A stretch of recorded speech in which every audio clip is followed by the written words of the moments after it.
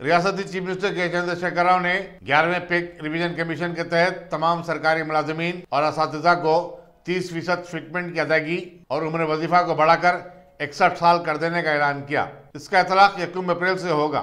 Chief minister ने assembly में बयान देते हुए कहा कि इस ऐलान से 9,17,000 सरकारी मुलाजिमीन और असातिज़ा को फायदा पहुंचेगा। उन्होंने बताया कि पीआरसी की सिफारिशात का इतलाक कॉन्ट्रैक्ट और आउटसोर्सिंग की बुनियाद पर काम करने वाले मुलाजिमीन के अलावा होमगार्ड्स, आंगनबाड़ी और आशा वर्कर्स, विद्या वॉलंटियर्स और यौमिया इज्जत पर काम करने वालों पर भी होगा। चीफ मिनिस्टर ने बताया कि रिटायरमेंट पर मुलाजिमीन को दी जाने वाली ग्रेजुटी की रकम को 12 लाख रुपए से बढ़ाकर 16 लाख रुपए कर दिए जाएंगे।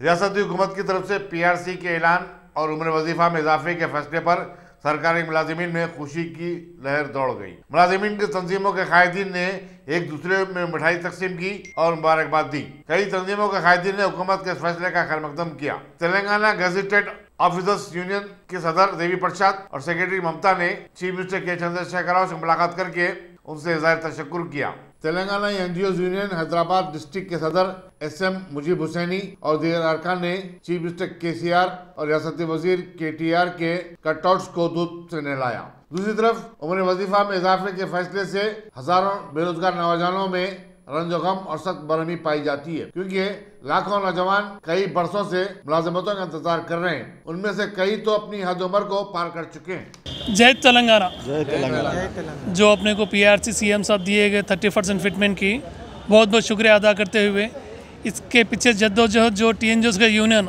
मामिला राजेंद्र साहब, प्रताप साहब, हैदराबाद डिस्ट्रिक्ट के प्रेसिडेंट मुजीब साहब और जो भी यूनियन के प्रेसिडेंट्स वगैरह सेक्रेटरी है और हमारे डिपार्टमेंट से एक्सेस के डिपार्टमेंट के रह के उन्होंने स्टेट के ट्रेजरर बने रामिनेनी श्रीनिवास राव, बहुत बड़ी बात है, बहुत बड़ी बात है। हमारे डिपार्टमेंट को, एक्सेस डिपार्टमेंट को स्टेट के ट्रेजरर बनना बहुत बड़े में थे। उनके तरफ से हम लोग हैदराबाद अपने एक्सेस डिपार्टमेंट में शुक्रिया अदा करने का एक जलसा मुनाक़द करे हुए, अभी पटाखे वगैरह फोड़ के शुक्रिया अदा करे हुए, इसलिए सब मुबारकबाद देता हूँ। और फिटमेंट का जो 30% दिए CM साहब, उसको बहुत बहुत शुक्रिया अदा करते हूँ। सर अभी किस चीज़ के एम्प्लॉइज है और किस चीज़ का आज जो आतिशबाजी जो सेलिब्रेशन करें आप तैयार? जी हम लोग पूरे एम्प्लॉइज आर डिपार्टमेंट्स के एम्प्लॉइज हैं हम लोग। तो हम फिलहाल एक्सेस डिपार्टमेंट में करें 30% फिटमेंट CM साहब दिए, बल्कि एक्सेस डिपार्टमेंट की तरफ से खुश आमदीद। वरंगल खम्मम नलगुंडा ग्रेजुएट हल्के से TRS उम्मीदवार P राजेश्वर रेड्डी की कामयाबी पर उन्हें मुबारकबाद देने वालों का तांता बंधा हुआ है। कानून साज काउंसिल के अहाते में रियासती वज़रा KT Ramarao, Satyavathi Rathod, E Dayakar Rao, chief whip D Vinay Bhaskar और रुकने कानून साज काउंसिल के कविता ने उन्हें मुबारकबाद दी और शाल उड़ाकर तहनीत पेश।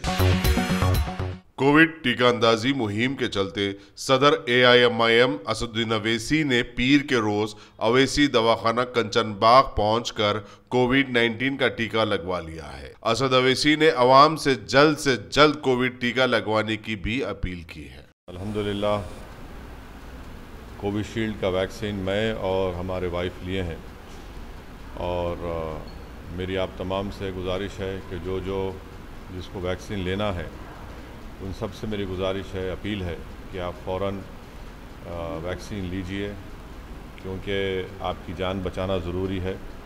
और साथ ही साथ हम देख रहे हैं कि बड़ी अफसोस की बात है कि हमारे मुल्क में मुख्तलिफ़ रियासतों में, बड़े बड़े शहरों में दोबारा कोरोना के केसेस में इजाफ़ा हो रहा है। इसलिए बहुत ज़रूरी है कि जिनको वैक्सीनेशन लेना है वो फ़ौरन जाकर अपने वैक्सीनेशन ले, अपनी सेहत का ख्याल रखें। और ये ज़रूरी है क्योंकि अब दोबारा कई मुकामात से मुझे मालूम हो रहा है कि केसेस बढ़ रहे हैं। आज सुबह में हमारे पार्टी के एक बहुत ही सीनियर रुकन जो हुसैन आलम हैदराबाद के रहने वाले थे, अतहर साहब, उनका भी कोविड से इंतकाल हो गया।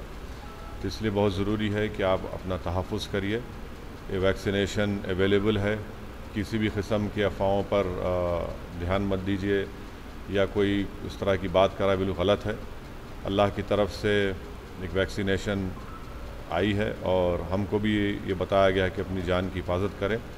इसलिए मेरी आपसे अपील है कि इस जो अफराद को वैक्सीनेशन ले सकते हैं उनको फ़ौरन वैक्सीनेशन लेने की बहुत ज़रूरत है। ख़ास तौर से जो ज़ईफ़ बुज़ुर्ग हज़रात हैं उनसे मेरी आदिवाना गुजारिश है कि वो फ़ौरन इस वैक्सीन को लेकर अपनी जान की हिफाजत करें, इस बीमारी से बचें।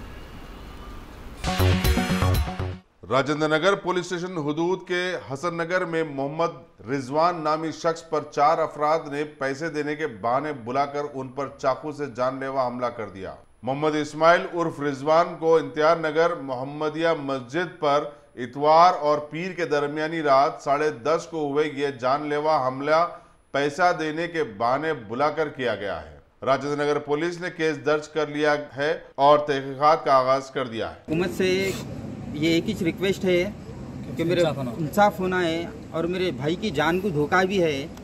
ये लोग पीने खाने वाले हैं, ऐसा मेरा भाई काम धंधा करने वाला है। तो अभी ये लोग अटैक के वक्त में कोई नशे में थे लोग? वहाँ उन लोग पीले खाले के थे पूरे। वहाँ पे एक मस्जिद में आप जाके देखिए पूरे कत्ते उत्ते लोगों के चप्पला उप्पला पूरे पड़े हुए हैं। जब लोग आने की तरफ से उन लोग भागे, वरना उसको पूरा जान से मार देते। उन्हें अपनी जान बचाने के लिए मस्जिद में घुस के अपने आप से थोड़ा बचा लिया। उसके हाथा कट गए। हाथा कटने से उन्हें थोड़ा वो कुर्सियाँ वर्सियाँ बीच में आ गए और मस्जिद के इमाम साहब जाकर थोड़ा गली में शोर पुकारा करे तो लोग आने की तरफ से छोड़ के भाग गए उसको। तो आपका ये कहना है कि मस्जिद की वजह से उनकी जान बच गई है? मस्जिद की तरफ से उसकी जान बच गई है। और वहाँ के इमाम साहब है, अल्लाह उनको जन्नत नसीब करे। उन्होंने जो आवाज़ पुकारा करे गली में, तो मेरे भाई की जान बची, छोड़ दे के भाग गए वो दरिंदे।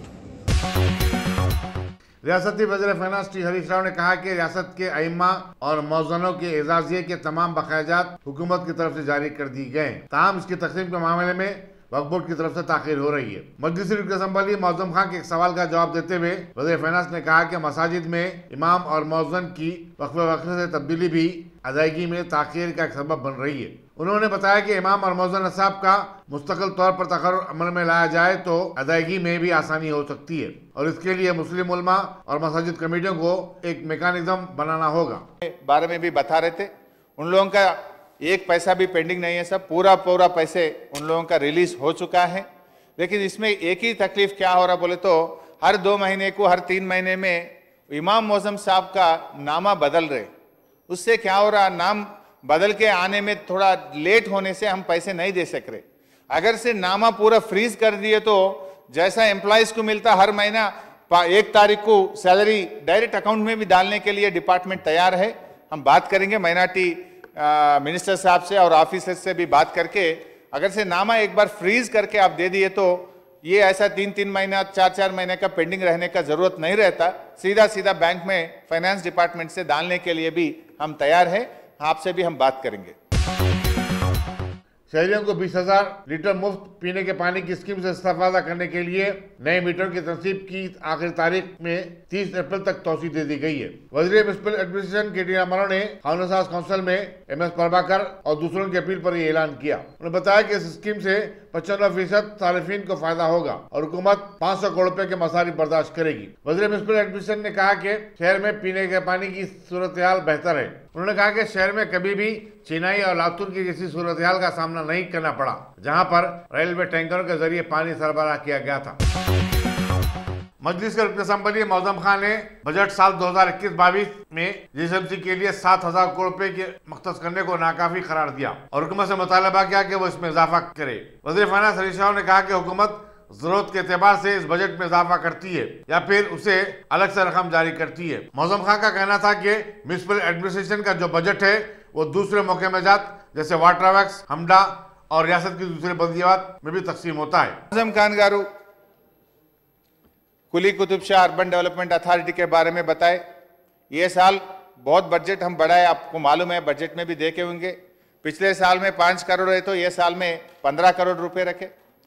और आप भी बोले, ये भी बोले कि GHMC के लिए पैसे सरकार की तरफ से कुछ नहीं मिल रहे बोल के आप बता रहे थे। आप ये देखना है कि GHMC को अलग नहीं दे, अलग भी दिए और GHMC की जो पैसे देते वो पूरा मिलके देखना। हैदराबाद अर्बन एग्लोमरेशन के नाम पे 2,600 करोड़ रुपए बजट में लगाए और GHMC को, HMDA को 722 करोड़ रुपए लगाए। मेट्रो वाटर वर्क्स के लिए भी 2,380 करोड़ रुपए लगाए। HMRL के लिए 1,000 करोड़ रुपए। TUFIDC के रूप में 219 करोड़ रुपए लगाए। ऐसा कुल मिलके देखे तो 7,155 करोड़ रुपए आज जीएचएमसी और उसके अंदर जो काम करते, पानी का काम होता, बिजली का काम होता, मेट्रो रेल का काम होगा और थोड़े रोड्स के डेवलपमेंट के लिए भी पैसे देते। आप सिर्फ जीएचएमसी का देख के जीएचएमसी को सरकार की तरफ से कम पैसे मिल रहे बोल के आप बता रहे थे, लेकिन जीएचएमसी में जो भी अदर डिपार्टमेंट है वो कुल मिलके 7,155 करोड़ रुपया ये बजट में जीएचएमसी के लिए लगाए, वो आप देखना चाहिए। अदे विधंगा रियासती असेंबली में कांग्रेस के फ्लोर लीडर मल्लू भट्टी विक्रमाका ने ऐवान में एक बार फिर हुकूमत से वजाहत तलब की कि वो रियासत के वसाइल में इजाफा किए बगैर कैसे अपना बजट पूरा करेगी। उन्होंने कहा कि बजट में पेश करदा एदाद और शुमार से साफ जाहिर होता है कि हुकूमत अपने खर्चात की तकमील के लिए मजीद खर्च लेकर अवाम पर इजाफी बोझ डालेगी। वज़ीर फाइनेंस टी हरीश राव ने मल्लू भट्टी विक्रमाका पर इल्जाम आयद किया कि वो अवाम को गुमराह कर रहे हैं और ऐवान में वो एजाद और शुमार पेश कर रहे हैं जिनका हकीकत से कोई ताल्लुक नहीं है। कोरोना वायरस की नई लहर के चलते रियासती असेंबली का जारिया बजट इजलास इम्कान है कि आइंदा 1-2 दिन में गैर मरना मुद्दत के लिए मुलतवी हो जाएगा। बिजनेस एडवाइजरी कमेटी के इजलास में इस सिलसिले में कोई ख़तई फैसला लिया जाएगा। हुकूमत आइंदा 1-2 दिन में तसर्रुफ बिल को मंजूरी दे देगी। जारिया बजट सेशन 26 मार्च को खत्म होने वाला था।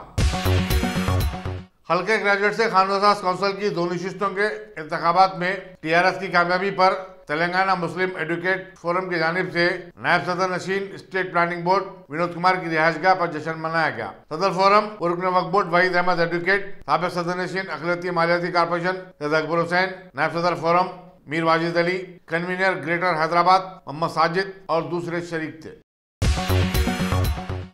मलकाजगिरी पुलिस स्टेशन के हुदूद में इतवार की रात जनखों ने एक वाइन शॉप के मालिक के रकम न देने पर सड़क पर हंगामा खड़ा कर दिया। इनमें से एक ने तो नीमराना हालत में ब्लेड से ज़रबात पहुंचाते हुए खुद को जख्मी करने की कोशिश की। इस वाक़े के बाद सड़क पर कई अफराद जमा हो गए। पुलिस को भी तलब किया गया, लेकिन इन दंगों पर काबू पाना पुलिस के लिए भी मुश्किल नजर आ रहा था।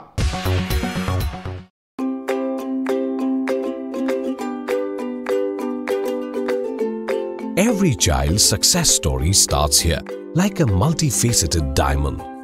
Every student who steps into Success School shines with brilliance, sculptured by teachers polished to perfection.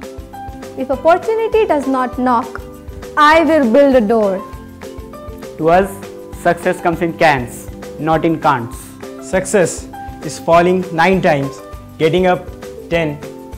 Some people dream of success, others put their heart and soul into working for it.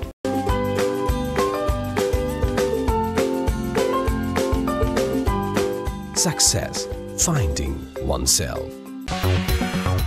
Police task force ने खदीम non judicial stamp फरोख्त करने वाले 2 अफराद फिरोज और T Bhanu प्रकाश को गिरफ्तार कर लिया है। डिप्टी कमिश्नर पुलिस जी भोपाल ने बताया कि आसिफ नगर का रहने वाला सैयद फिरोज अली सत्ता बाजार में डॉक्यूमेंट राइटर का काम करता था और सरूनगर के एक स्टाम्प वेंडर भानु प्रकाश से साजबाज करते हुए खदीम स्टाम्प पेपर्स को उनकी तवारीख वगैरह तब्दील कर जरूरतमंदों को भारी कीमत में फरोख्त करता था। ऐसे स्टाम्प पेपर्स उमूमन जाली दस्तावेजात बनाने वाले खरीदते हैं। पुलिस ने उसके कब्जे से गैर मुस्तमिला और इस्तेमालशुदा स्टाम्प पेपर्स, रबर स्टाम्प्स और दूसरी चीजें जब्त की। Additional deputy commissioner police task force G Chakravarthi और दूसरे अहदेदार भी इस मौके पर मौजूद थे। सेम east zone task force team 2 लोगों का गिरफ्तारी करे, सैयद फिरोज अली और टीवी भानु प्रकाश। ये जो है ओल्ड स्टैम्प पेपर्स इकट्ठा करके इन पे जो प्रिंट है उसका प्रिंट मटेरियल जो है उस पर केमिकल यूज़ करके उसको मिटा के ये ज़्यादा कीमत में बेच रहे हैं। तो 2 लोगों की गिरफ्तारी हुई। Firoz Ali 34 years document writer है सिटी सिविल कोर्ट के पास और भानु प्रकाश DTP शॉप ओनर है। टोटल प्रॉपर्टी इनके पास 2 100 रुपये stamp papers, 10 100 rupees stamp papers और 2500 दूसरे स्टैम्प पेपर्स और एक laptop, rubber stamp making machine, duplicate rubber stamps बहुत गवर्नमेंट के और नॉन गवर्नमेंट के, notary stamps, printer, scanner, typewriter, paper cutting machines, ऐसा टोटल 16 आइटम्स है। ये जो फेरोज़ है ऑलरेडी इस पे 4 केसेस है, इसी तरह के 4 केसेस है, एक मीर चौक, पहाड़ी शरीफ, भवानी नगर और डबीरपुरा में। ये भी ज़्यादा पैसा बनाने के लालच में टीवी भानु प्रकाश से मिलकर एक पुराने स्टैम्प पेपर्स इकट्ठा करके उस पर जो प्रिंट रहता हैंड रिटन और बहुत टाइप जो प्रिंट है उसको केमिकल वॉश करके वो नया जैसा बना के 2016 के पेपर्स है, 1978 के पेपर्स भी है, 2012 के, ऐसे कई पेपर्स है। टोटल 2500 स्टैम्प पेपर्स का बरामद हुआ। और इस पूरे ऑपरेशन में इंस्पेक्टर श्रीनिवास, गोविंद स्वामी एसआई, श्रीनिवास रेड्डी, वेंकटेश, वासुदेव और पूरे स्टाफ का, पूरे east zone task force staff और फर्स्ट केस में सुल्तान बाज़ार पुलिस पूरे लोगों को मैं मुबारकबाद देता हूँ। Thank you sir.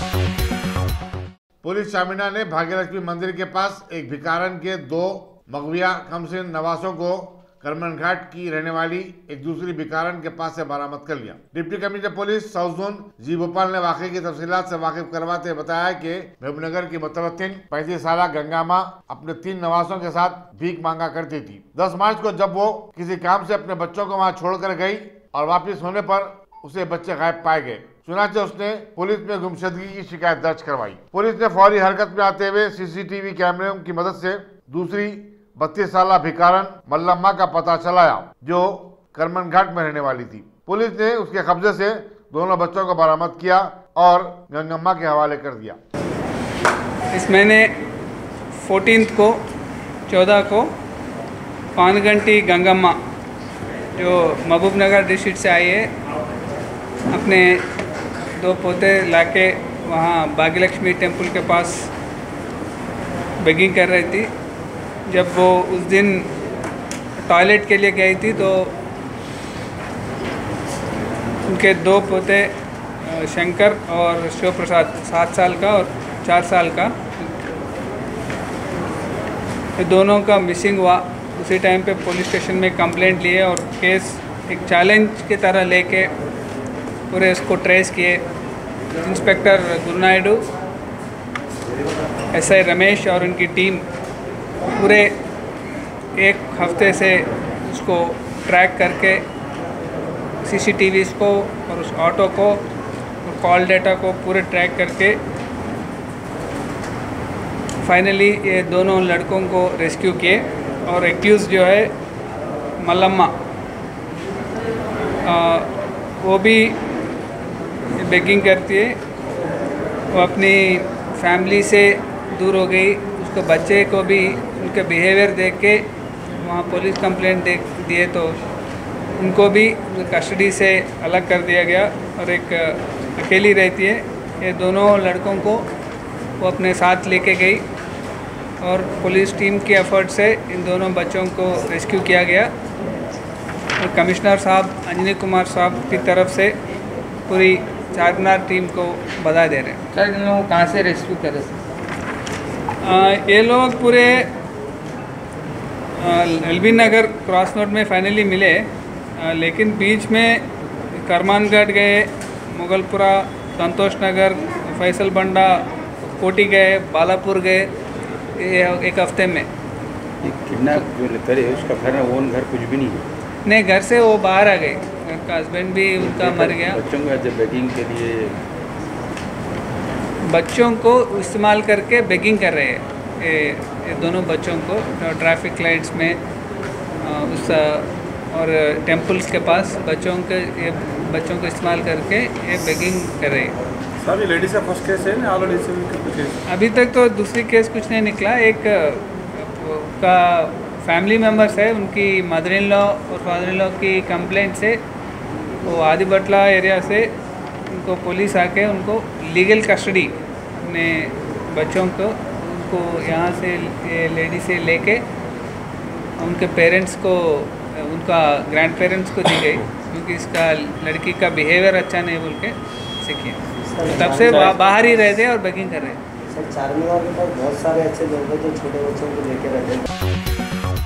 शहर की मशहूर दरगाह हजरत यूसुफैन नामपल्ली में पीर की सुबह मुहिब आतिशबाजी के वाक़े में तकरीबन 17 दुकान जलकर खाकस्तर हो गए। इस वाक़े को लेकर वक्फ बोर्ड और दुकानदार मुतज़ाद दावे कर रहे हैं और इसकी वजह से आतिशबाजी के वाक़े पर शकूक व शुबहात को तक़वियत मिल रही है। अब पुलिस की तहक़ीक़ात के बाद ही ये बात सामने आएगी कि आया आतिशबाजी की वजह शॉर्ट सर्किट थी या फिर तकरीबकारी।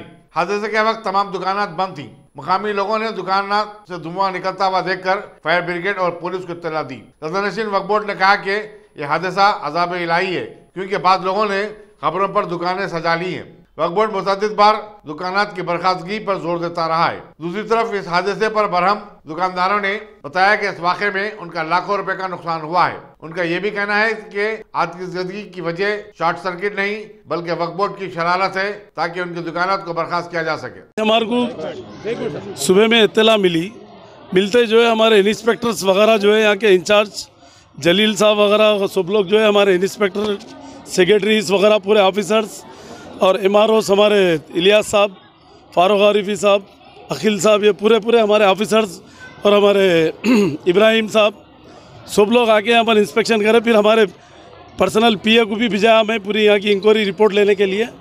मगर एक बात है, खबरस्तान रहता, खबर पे जो है ना बेहुरमती नहीं होना चाहिए। ये अल्लाह की तरफ से है, ये अपन कुछ ये नहीं है ना यहाँ से कोई लगाए सो है। शॉर्ट सर्किट होना भी अल्लाह की तरफ से है। मगर आप लोगों से भी मेरी गुजारिश है यहाँ पर रहने वालों से, आप लोगों को जो है ना जगह का कैसा करना है हम करेंगे, मगर ख़बरों पे बेहुरमती मत करो, ख़बरों पे दुकानें मत लगाइए। आप लोगों को बाजू दुकान लगा के आप लोगों को बाजू जगह दिलाएंगे हम, बाजू आप लोगों का कारोबार चले वैसा करेंगे हम। ख़बरों पे लगाने से क्या है, अपने को फ्यूचर में भी परेशानी रहती और आने वाले टाइम में जो है ना अपने बच्चों को, बीवी बच्चों को, सबको सुकून नहीं रहता। लिहाजा आप लोगों को कारोबार से डिस्टर्ब नहीं करेंगे। कारोबार बराबर आपको कारोबार करिए आप, मगर ख़बरों पे मत करिए आप लोग। ये ख़बरों पे जो है ना दुकाना लगाने से भी ये हुआ है। अल्लाह से दुआ करो, नमाज़ों की पाबंदी करो, सब जने नमाज़ों की पाबंदी करके जो है ना अल्लाह से दुआ करो। जो भी गलती उसको तौबा तिल्ला करके हम 1-2 दिन में जो है ना यहाँ पर जगह कहाँ देना आप लोगों को वो अलर्ट करके। एक मिनट, ठीक है, नहीं है तो नहीं है, हाँ बस ठीक है। जिसकी एक मिनट बात भाई, खबर पे अगर दुकान है तो नहीं रहना चाहिए, नहीं है तो रहने दीजिए। खबर पे है तो हटा लो, क्योंकि आप लोगों के लिए भी अच्छा नहीं है, क्योंकि आने वाले टाइम में जो है ना अपने को अल्लाह के पास जवाब देना है। खबर पे ठहरने का हुक्म नहीं है तो अपन जो है ना संसार नहीं कर सकते वहाँ। क्योंकि मेरी गुजारिश है, क्योंकि आप लोग भी एक मुसलमान हैं, आप लोग जो है ना दीन को जानते हैं, हर चीज़ जानते हैं, आप लोग बाजू हट के लगा लीजिए, खबर पे मत रखिए। इधर सुनिए आप, पूरी ऑफिसरों को डालेंगे 4-5 जनों को यहाँ, जलील साहब है और हमारे खादर साहब है, हमारे फारूक आरिफी साहब है, इलियास साहब है, ये लोग जो है ना 1-4-5 ऑफिसरों को डालेंगे, इब्राहिम साहब को, या एक्चुअल रिपोर्ट क्या है देखेंगे।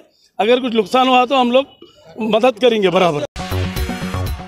साबिक हिंदुस्तानी कप्तान और हैदराबाद क्रिकेट एसोसिएशन के सदर अजहरुद्दीन ने तेलंगाना क्रिकेट एसोसिएशन के सेक्रेटरी डी गुरुधर रेड्डी के खिलाफ हत्या के इज्जत का मुकदमा दायर किया है। वह जिस सिलसिले में नामपल्ली क्रिमिनल कोर्ट को पहुंचे थे। वाज़ेह है कि गुरुधर रेड्डी ने उन पर कुछ इल्जामात लगाए और इसके बाद दोनों में इल्जामात का तबादला शुरू हो गया था। दिलसुख नगर में खांगी coaching institute ML teachers education academy के असातिज़ा ने तनख्वाहों की अदम अदायगी पर इंस्टीट्यूट के रूबरू धरना दिया। उन्होंने पुलिस चैतन्यपुरी में एक शिकायत भी दर्ज करवाई और बताया कि इंस्टीट्यूट के डायरेक्टर अंजनी बाबू के खिलाफ कार्रवाई की जाए। उन्होंने बताया कि कोविड-19 के कवायद की खिलाफ वर्जी करते हुए एक शादी खाने में कोचिंग क्लासेस चलाए जा रहे हैं। असातिज़ा के साथ भी अंजनी बाबू का रवैया नामुनासिब है।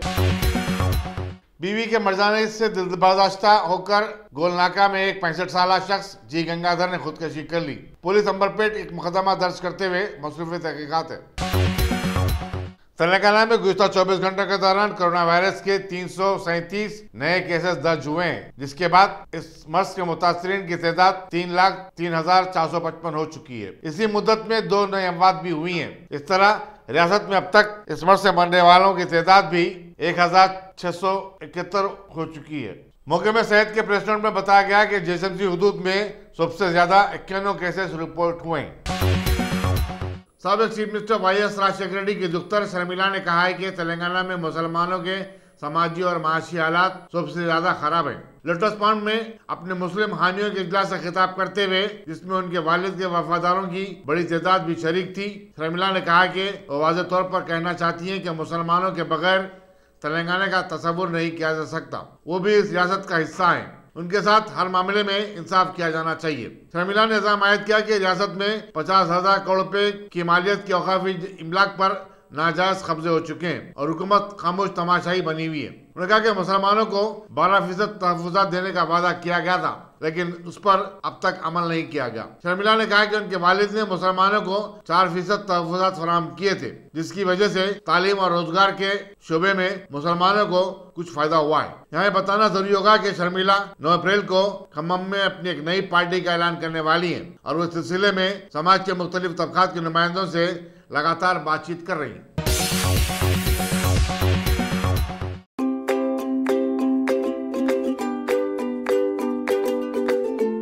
Every child's success story starts here, like a multifaceted diamond. Every student who steps into Success School shines with brilliance, sculptured by teachers polished to perfection. If opportunity does not knock, I will build a door.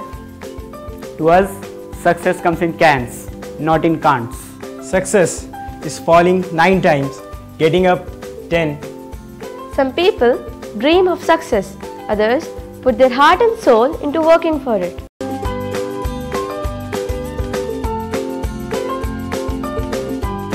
Success, finding oneself.